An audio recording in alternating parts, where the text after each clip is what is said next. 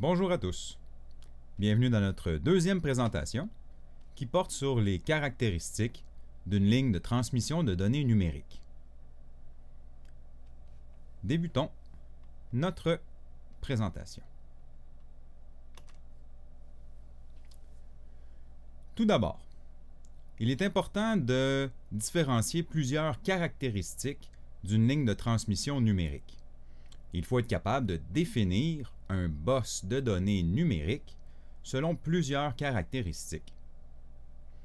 La première caractéristique que nous allons identifier est le type de communication, soit la communication série ou la communication parallèle. Dans une communication série, les bits 0 et 1 sont envoyés un à la suite de l'autre, à la chaîne. Ils ont donc besoin que d'un seul fil pour circuler, car ils sont tous un à la suite de l'autre. Alors que dans une communication en parallèle, nous avons plusieurs bits numériques envoyés en même temps et donc nécessitent plusieurs fils pour envoyer les bits simultanément.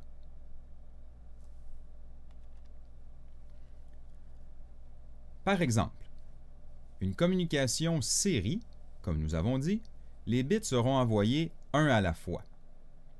Habituellement, le bit le moins significatif, le LSB, sera envoyé et donc reçu le premier.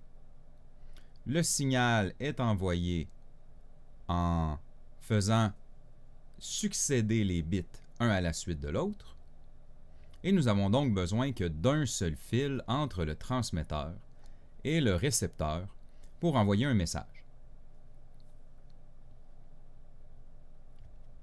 À l'inverse, une transmission parallèle enverra plusieurs bits à la fois. Cette transmission nécessite plusieurs fils et nécessite aussi un signal d'horloge habituellement qui permettra d'analyser simultanément toute une série de bits en parallèle sur, par exemple, les 8 fils simultanément, comme dans le cas présent ici. À un certain moment, on voit ici un signal d'horloge, de synchronisation en bas. À un certain moment, le receveur va identifier les 8 bits et déterminera le message complet 0, 0, 1, 0, 0, 0, 1, 1 à un certain moment précis. Du premier coup d'œil, on peut donc dire que la transmission est 8 fois plus rapide que dans le premier exemple, mais nécessite 8 fils. Un autre signal de synchronisation plus tard, à toutes les fois, va permettre de se synchroniser et de prendre une autre lecture à un autre moment dans notre communication. C'est le principe d'une communication en parallèle. Évidemment, la communication parallèle a l'avantage d'être plus rapide. Nous avons vu qu'on envoyait 8 bits simultanément au lieu d'un seul. Par contre, elle nécessite plusieurs fils, alors que la communication série n'a besoin que d'un seul fil, mais elle peut avoir le désavantage d'être un peu plus lent. En aviation, on privilégie habituellement la communication série, car on n'a pas besoin d'envoyer beaucoup d'informations, on n'a pas besoin d'envoyer des vidéos en haute définition ou des choses comme ça. On envoie principalement des données très précises, une radiale VAR ou une fréquence radio. Et on a l'avantage de la légèreté, donc quelque chose qui est important en aviation. On va donc privilégier la communication série.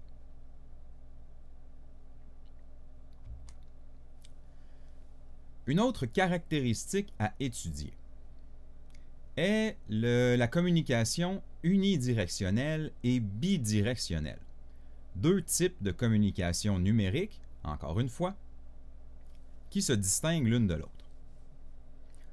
La communication unidirectionnelle définit que le signal ne circule que dans un seul sens. Ce qui veut dire qu'on a donc besoin au minimum de 2 fils. Un fil pour la transmission et un fil pour la réception. Dans notre exemple ici, nous avons le fil de transmission, mais attention, la transmission de la première unité doit être envoyée vers la réception de la seconde unité, alors que la transmission de la deuxième unité reviendra ici dans la réception de la première unité. C'est une communication unidirectionnelle. Le signal ne peut circuler que dans un sens, de la transmission à la réception.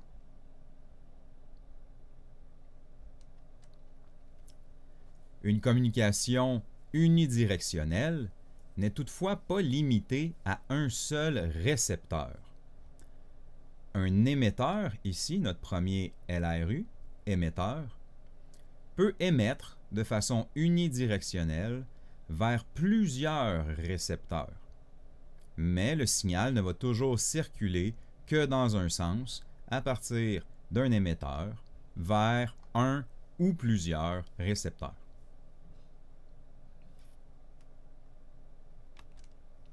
À l'inverse d'une communication bidirectionnelle, où un seul et même fil peut envoyer et recevoir le signal.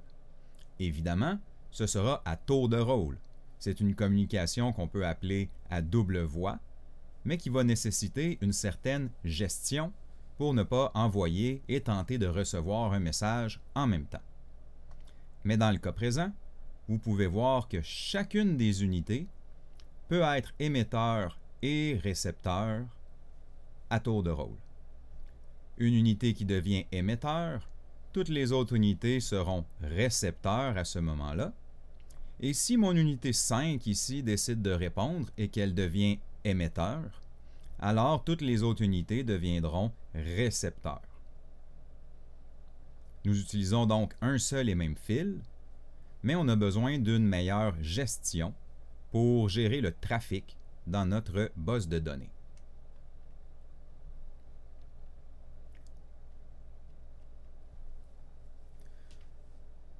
Tous les LRU peuvent donc émettre et recevoir, mais, comme on a dit, il faut un principe de synchronisation pour pouvoir parler à tour de rôle. Un principe très important qui demande, en fin de compte, une technologie un peu plus évoluée.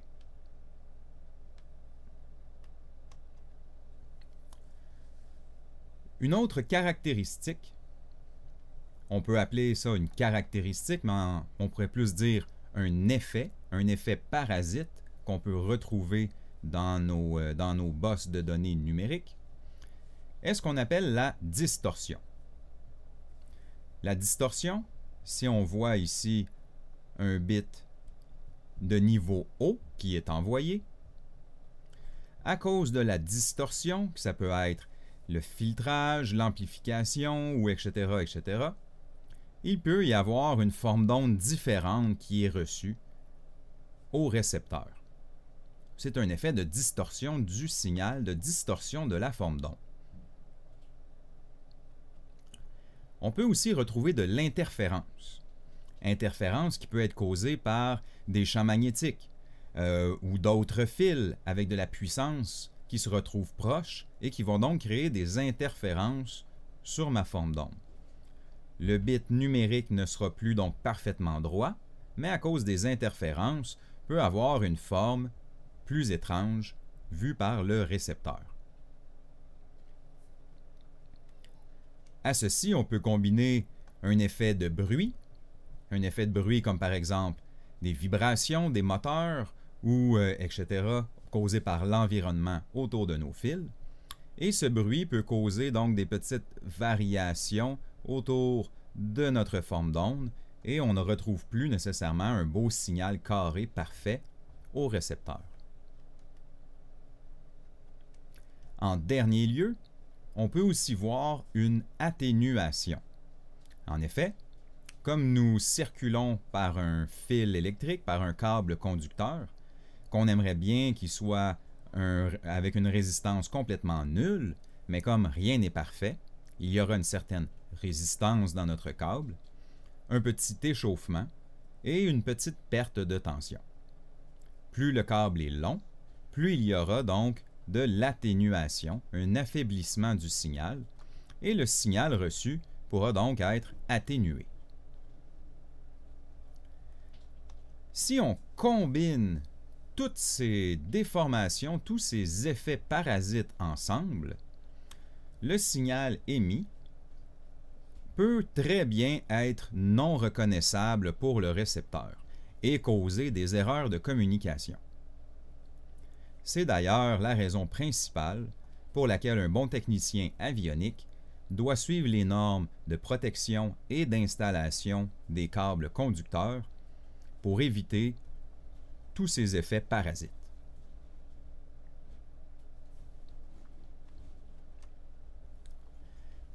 Par contre, malgré tous les efforts que nous pouvons faire, il peut toujours avoir des interférences non désirées.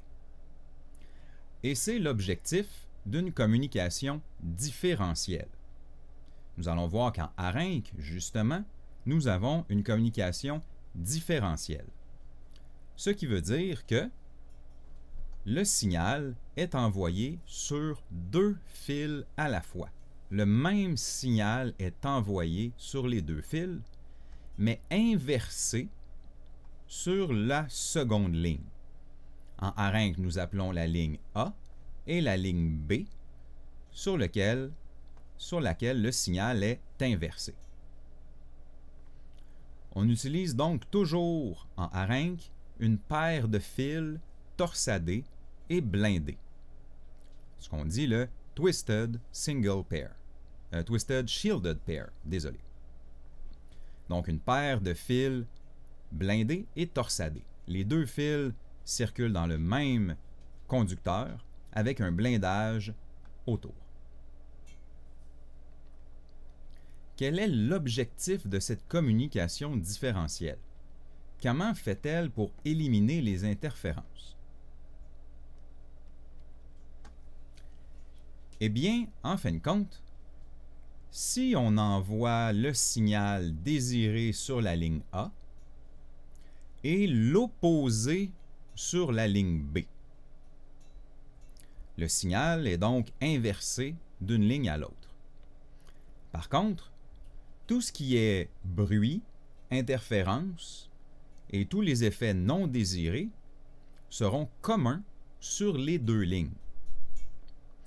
Est-ce que vous vous rappelez, en semi-conducteur 2, lorsque nous avons étudié les amplis opérationnels en mode commun?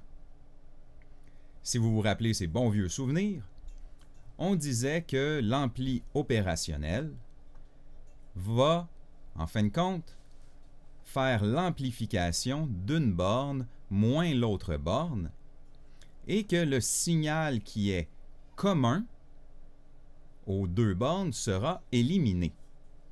C'était le principe de nos amplificateurs en mode commun.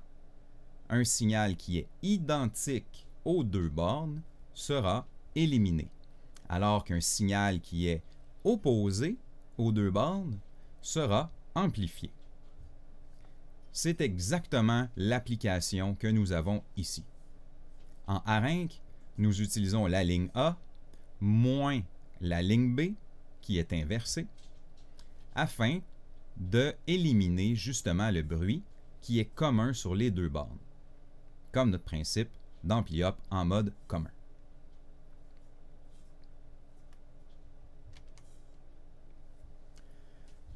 Une autre caractéristique à étudier pour définir un bus de données numériques est sa vitesse de transmission. La vitesse de transmission, c'est le nombre de bits, le nombre de 0 et de 1 envoyés à chaque seconde. Si, par exemple, j'envoie un bit à toutes les 5 microsecondes, j'ai donc l'équivalent de 200 000 bits par seconde ou 200 kilobits par seconde. Si j'envoie un seul bit par microseconde, donc beaucoup plus rapidement, à toutes les microsecondes, j'envoie un bit, eh bien, c'est l'équivalent d'envoyer, en fin de compte, 1 million de bits par seconde ou 1 mégabit par seconde. C'est notre vitesse de transmission calculée en bits par seconde.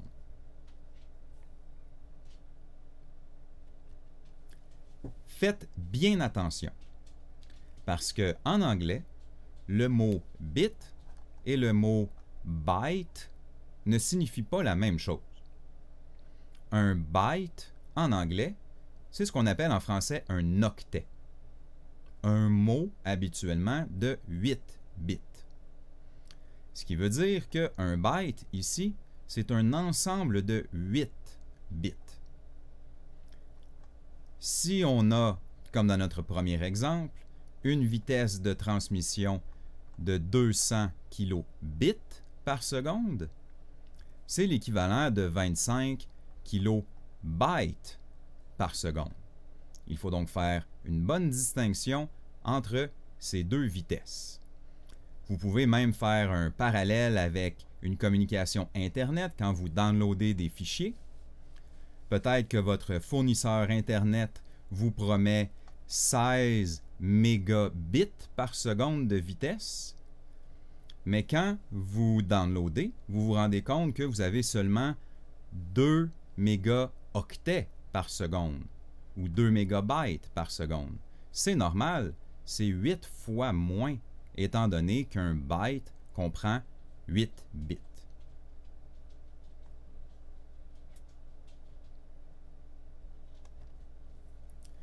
Une autre caractéristique qui peut ressembler à la vitesse, mais qui est différente, c'est le taux de rafraîchissement. En ARINC et dans plusieurs protocoles numériques, les messages qui sont envoyés doivent être répétés. On n'envoie pas seulement une fois le message, mais on doit répéter le message de multiples fois.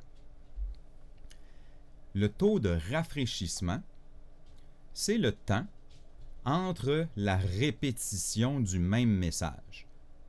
C'est donc le délai entre l'envoi d'un message et le réenvoi du même message, le même message qui est renvoyé, par exemple, 50 millisecondes plus tard.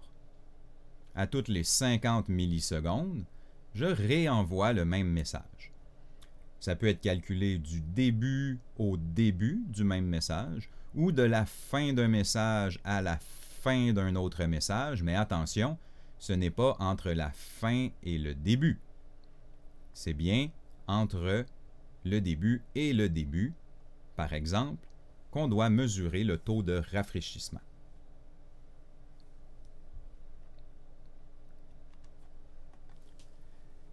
Allons maintenant parler un peu des types de codage, qui sont aussi une caractéristique de nos signaux numériques. Il y a plusieurs façons de coder les 0 et les 1 pour les envoyer sur un fil électrique. Nous allons regarder rapidement les codages de type NRZ, ARZ et des codages différentiels. Il y a plusieurs types pour chacun de ces codages. Tout d'abord, commençons par le codage qu'on appelle NRZ, trait d'union L.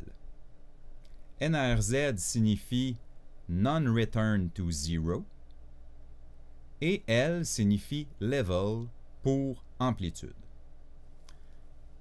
Non-Return to Zero signifie que le bit reste à son état tout le long de la période, on pourrait dire, du temps de durée d'un bit. Si nous avons, dans le cas présent, un 1, nous allons envoyer 5 volts, un niveau haut. Si nous voulons envoyer un bit 0, nous allons envoyer 0 volts, soit un niveau bas. Vous voyez ici, 0, 1, 0, 0, 1, 1, 1, 0, 0. C'est le codage le plus simple à visualiser. C'est le codage que, on pourrait dire, nous avons probablement utilisé à date dans nos cours de numérique. Par contre, c'est rarement le codage qui est employé dans nos protocoles de communication, et ce pour plusieurs raisons. Allons voir les autres types. Nous avons ici le codage NRZ, donc encore Non-Return to Zero, mais avec trait d'union M, ce qui signifie mark. Mark, dans la nomenclature numérique, ça veut dire un 1. Ça veut dire un niveau 1. Quel est ce type de codage? Faites attention. Lorsqu'on veut coder un 1, c'est qu'on va changer de niveau. Si on était au niveau haut, on va aller au niveau bas, et si on était au niveau bas, on va aller au niveau haut. C'est un changement de niveau qui signifie qu'on a un 1. Et si on veut coder un 0, on conserve le même niveau, soit 0 ou 5 volts par exemple, pour signifier un 0. Donc s'il n'y a pas de changement, c'est qu'on veut coder un 0. S'il y a un changement, c'est qu'on veut coder un 1. Regardez donc ici. Nous avons un changement de niveau. S'il y a un changement de niveau, c'est que nous avons un 1. On continue. Ici, il y a un changement de niveau. Comme il y a un changement de niveau, nous codons un 1. On continue. Ici, il n'y a pas de changement de niveau. Quand il n'y a pas de changement de niveau, c'est qu'on code un 0. On continue. Ici, il y a bel et bien un changement de niveau. Donc, on a codé un 1. On continue. Ici, il n'y a pas de changement de niveau. Et là non plus, il n'y a pas de changement de niveau. Quand il n'y a pas de changement de niveau, c'est qu'on code des 0. Et en dernier ici, on chute, donc on a changé de niveau. C'est qu'on voulait dire un 1. Et quand on conserve le niveau, c'est qu'on veut dire un 0. Faites attention de bien comprendre ce type de codage qui est vraiment relatif au changement de niveau.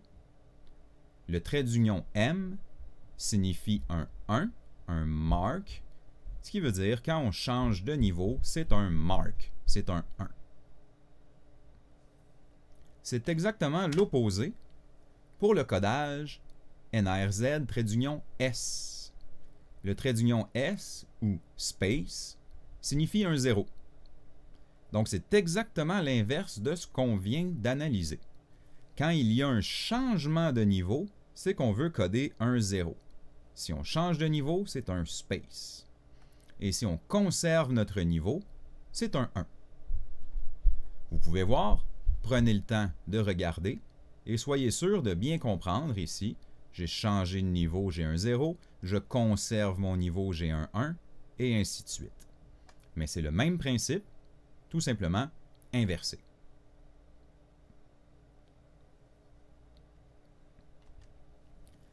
Allons maintenant pour un quatrième type de codage, le codage RZ, qui est le codage Return to Zero.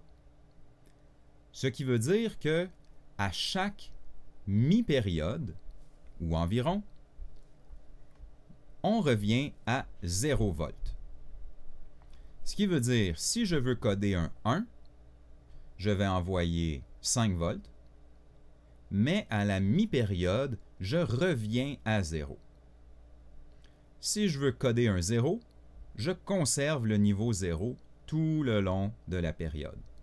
Si je veux coder un 1, j'envoie un 5 volts, mais je reviens à 0 à la fin de ma période.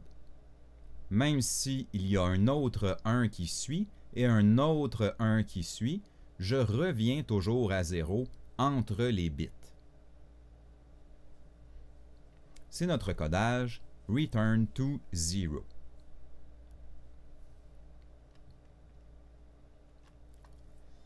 Et nous avons en Arenc, le dernier codage que nous allons voir, celui que nous allons utiliser le plus fréquemment, un codage Return to Zero, mais différentiel. Codage différentiel, si on regarde ici, nous savons qu'il y aura deux lignes, la ligne A et la ligne B, mais si on regarde uniquement la ligne A, pour coder un 1, nous allons envoyer 5 volts positif et ensuite retour à 0. Si on veut coder un 0, on va envoyer moins 5 volts, une tension négative. Mais ensuite, on reviendra à 0. Donc, si on regarde ici, qu'est-ce qui se passe? Moins 5 volts, c'est donc un 0, mais à mi-période, je reviens à 0 volts. J'ai codé un 0 car il y a une tension de moins 5. Ici, j'ai envoyé une tension de plus 5, même si je reviens à 0 à mi-période, j'ai codé un 1.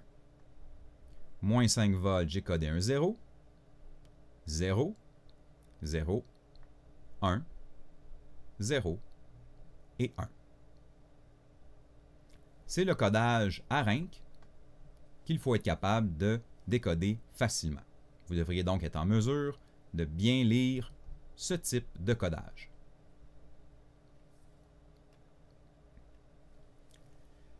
En général, si on parle des raisons pour lesquelles on a plusieurs types de codage, le codage NRZ est plus facile à générer par l'unité qui émet le signal. Par contre, ça nous prend un module de synchronisation, parce que s'il y a plusieurs bits successifs et que le niveau ne change pas, le niveau est à non-return to zero, il est difficile de se synchroniser parce qu'on n'a pas de front montant ou de front descendant à chaque bit. Ça prend donc un moyen de se synchroniser pour lire l'information au bon moment, comme par exemple une horloge, un signal de clock. Alors que le signal ARZ, Return to Zero, demande un peu plus de difficulté pour l'unité qui transmet afin de générer le signal. C'est un circuit un peu plus complexe à l'interne, mais en échange, on n'a pas besoin de module de synchronisation parce qu'à chaque fois qu'il y a un nouveau bit, il y a un front montant ou un front descendant. Et notre dernier codage, le codage utilisé en Arenc, le Return to Zero mais différentiel, ARZ différentiel, on utilise deux lignes inversées l'une par rapport à l'autre.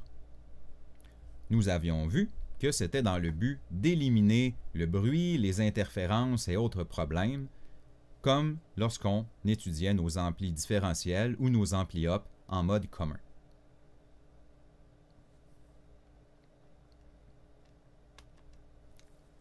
Si nous résumons, peu importe le boss de données numériques, il est important d'être capable de le caractériser. Nous allons le caractériser selon plusieurs aspects. Il y en a d'autres, mais ceux que nous avons étudiés aujourd'hui, il faut se demander, est-ce que la communication est en série ou en parallèle? Un seul fil ou plusieurs fils? Est-ce qu'elle est unidirectionnelle? La réception provient de la transmission et la transmission va dans la réception? Ou est-ce qu'elle est bidirectionnelle? La transmission et la réception peuvent être à tour de rôle. Est-ce qu'on a une transmission différentielle, donc avec deux fils opposés l'un à l'autre, ou non? Quelle est notre vitesse de transmission? Combien de bits par seconde? Quel est le taux de rafraîchissement? À chaque combien de temps est-ce qu'on répète le même message? Le type de codage, est-ce qu'on a un codage NRZ ou ARZ ou etc.? Il faut faire attention à notre environnement, le bruit, la distorsion, etc., pour s'assurer de faire une installation électrique adéquate avec probablement des fils blindés et des mises à la masse. Et quel est notre type de boss de données? Quelle est en fin de compte notre unité qui est connectée sur notre ligne? Est-ce que nous avons un récepteur radio, un récepteur de navigation ou ainsi de suite? Ce sont donc les caractéristiques importantes pour caractériser un boss de données numérique. Je vous souhaite à tous une excellente fin de journée et au plaisir de vous revoir cette semaine au laboratoire.